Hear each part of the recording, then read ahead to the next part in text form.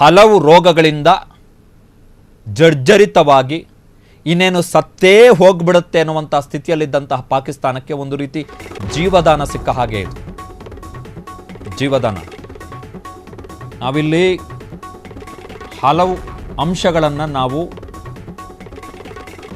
ಸ್ಪಷ್ಟವಾಗಿ ಯೋಚನೆ ಮಾಡಬೇಕು. ಒಂದು ವೇಳೆ ಯುದ್ಧ ಮುಂದುವರೆದಿದ್ದರೆ, ಭಾರತ ಮತ್ತು ಪಾಕಿಸ್ತಾನದ ನಡುವೆ ಯುದ್ಧ ಮುಂದುವರೆದಿದ್ದರೆ, ಪಾಕಿಸ್ತಾನದ ಪರಿಸ್ಥಿತಿ ಅದು ಇನ್ನು ಯಾವತ್ತೂ ಕೂಡ ಯಾವ ಕ್ಷಣವೂ ಕೂಡ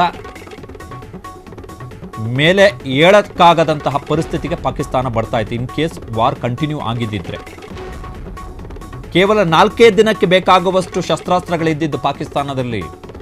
ಜೊತೆಗೆ ಪಾಕಿಸ್ತಾನ ಸ್ವಯಂ ಮ್ಯಾನುಫ್ಯಾಕ್ಚರ್ ಮಾಡ್ತಾ ಇಲ್ಲ, ಶಸ್ತ್ರಾಸ್ತ್ರಗಳನ್ನು ತಾನು ಉತ್ಪಾದಿಸ್ತಾ ಇಲ್ಲ, ಎಲ್ಲ ಬೈಯಿಂಗ್ ಮಾಡ್ತಾ ಇರೋವಂಥದ್ದು. ಅದೇನು ಪುಕ್ಕಟೆ ಬರಲ್ಲ. ಈಗ ಚೀನಾದವರು 80% ಶಸ್ತ್ರಾಸ್ತ್ರಗಳನ್ನು ಕೊಟ್ಟಿದ್ದಾರೆ ಅಂತ ಹೇಳಿದ್ರೆ ಅದೇನು ಪುಕ್ಕಟೆ ಬರುತ್ತಾ, ಫ್ರೀಯಾಗಿ ಬರುತ್ತಾ? ಇಲ್ಲ, ಅದಕ್ಕೆ ಖರ್ಚು ಮಾಡಬೇಕು ಪಾಕಿಸ್ತಾನ ಆಲ್ರೆಡಿ ಸಾಲದಲ್ಲಿ ಮುಳುಗಿದೆ. IMFನಿಂದ ಮತ್ತೆ 2 ದಿನಗಳ ಹಿಂದೆ ಸಾಲ ಪಡ್ಕೊಂಡಿದೆ.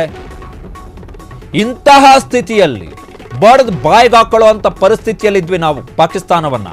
ಇಂತಹ ಸ್ಥಿತಿಯಲ್ಲಿ ಪಾಕಿಸ್ತಾನಕ್ಕೆ ಜೀವದಾನ ಕೊಟ್ಟ ಹಾಗೆ ಆಯಿತು. ಆರ್ಥಿಕವಾಗಿ ಬಡವ. IMFನಲ್ಲಿ ಸಾಲಕ್ಕೋಸ್ಕರ ಭಿಕ್ಷೆ ಬೇಡಿ ಸಾಲ ಎತ್ತಿದಂತಹ ದೇಶ 2 ದಿನಗಳ ಹಿಂದೆ ಪಾಕಿಸ್ತಾನ. ಶಸ್ತ್ರಾಸ್ತ್ರಗಳನ್ನು ಖರೀದಿ ಮಾಡಲಿಕ್ಕೆ ಅದರ ಬಳಿ ದುಡ್ಡಿಲ್ಲ. ಆಂತರಿಕವಾಗಿ ಪಾಕಿಸ್ತಾನ ಅತ್ಯಂತ ಚಿಂತಾಜನಕ ಸ್ಥಿತಿಯಲ್ಲಿದೆ. ಅಲ್ಲಿನ ರಾಜಕೀಯ ವ್ಯವಸ್ಥೆ ಹದಗೆಟ್ಟಿದೆ, ಅಲ್ಲಿನ ಕಾನೂನು ಸುವ್ಯವಸ್ಥೆ ಹದಗೆಟ್ಟಿದೆ.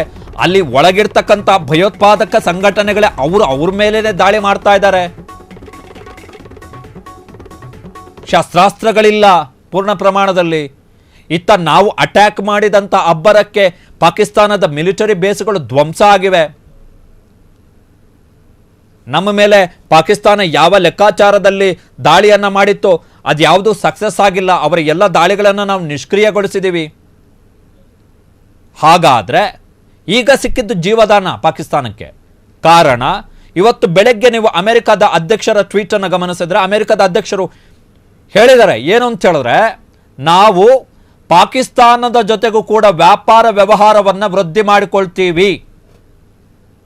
ಸೊ ಏಷ್ಯಾ ಉಪಖಂಡದಲ್ಲಿ ಈಗ ಪಾಕಿಸ್ತಾನ ಅಮೆರಿಕಕ್ಕೆ ಅನಿವಾರ್ಯ ಅಥವಾ ಮುಖ್ಯ ರಾಷ್ಟ್ರವಾಗಿ ಬಿಡ್ತು. Point number 1. ಎರಡನೆಯದ್ದು, ನಿನ್ನೆ ಚೀನಾ ಕೂಡ ಒಂದು ಸ್ಟೇಟ್ಮೆಂಟ್, ಒಂದು ಅಶ್ಯೂರೆನ್ಸ್ ಅನ್ನು ಪಾಕಿಸ್ತಾನ ಕೊಟ್ಟಿದೆ ಅಂತ ಹೇಳಿ ಪಾಕಿಸ್ತಾನದವರು ಹೇಳ್ಕೊಂಡಿದ್ದಾರೆ, ನಾವು ನಿಮ್ಮ ಜೊತೆಗಿದ್ದೀವಿ. ಸೊ ಚೀನಾಕ್ಕೂ ಕೂಡ ಪಾಕಿಸ್ತಾನ ಬೇಕಾಯ್ತು ಅಲ್ಲಿಗೆ. ಸೊ ಈ ಎರಡೂ ರಾಷ್ಟ್ರಗಳು ಭಾರತವನ್ನು ಕಂಟ್ರೋಲ್ ಮಾಡಲಿಕ್ಕೆ ಈ ಪಾಕಿಸ್ತಾನವನ್ನು ಭವಿಷ್ಯದಲ್ಲಿ ಬಳಸಿಕೊಳ್ಳದೆ ಹೋದ್ರೆ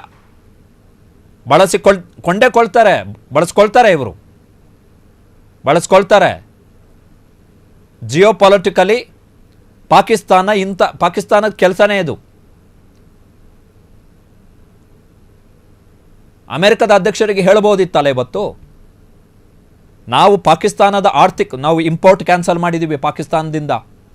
ಪಾಕಿಸ್ತಾನದ ಬಂದರುಗಳಿಗೆ ನಮ್ಮ ಹಡಗುಗಳು ಹೋಗಬಾರ್ದು ಅಂತೇಳಿ ಸೂಚನೆಯನ್ನು ಕೊಟ್ಟಿದ್ದೀವಿ.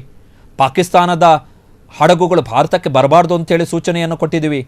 ಪಾಕಿಸ್ತಾನಕ್ಕೆ ಸಿಂಧೂ ನದಿಯ ನೀರು ಹೋಗಬಾರ್ದು, ಆ ಮುಖಾಂತರ economic strike, water surgical strike ಮಾಡಿದ್ದೀವಿ ನಾವು. ಆ ಮುಖಾಂತರ ಪಾಕಿಸ್ತಾನವನ್ನು ಎಲ್ಲ ಕಡೆಯಿಂದಲೂ ಹಣಿಬೇಕು ಎನ್ನುವಂಥ ಲೆಕ್ಕಾಚಾರದಲ್ಲಿದ್ದಿದ್ದು ನಾವು. ಆದರೆ ಈ ಕದನ ವಿರಾಮ ಪಾಕಿಸ್ತಾನಕ್ಕೆ ಒಂದು ಜೀವದಾನವನ್ನು ತಂದುಕೊಡ್ತು. ಜೀವದಾನ. ಇನ್ನು ಪಾಕಿಸ್ತಾನದಲ್ಲಿ ಸೆಲೆಬ್ರೇಷನ್ ಆಗಿದೆ, ಅದು ವಿಚಿತ್ರ.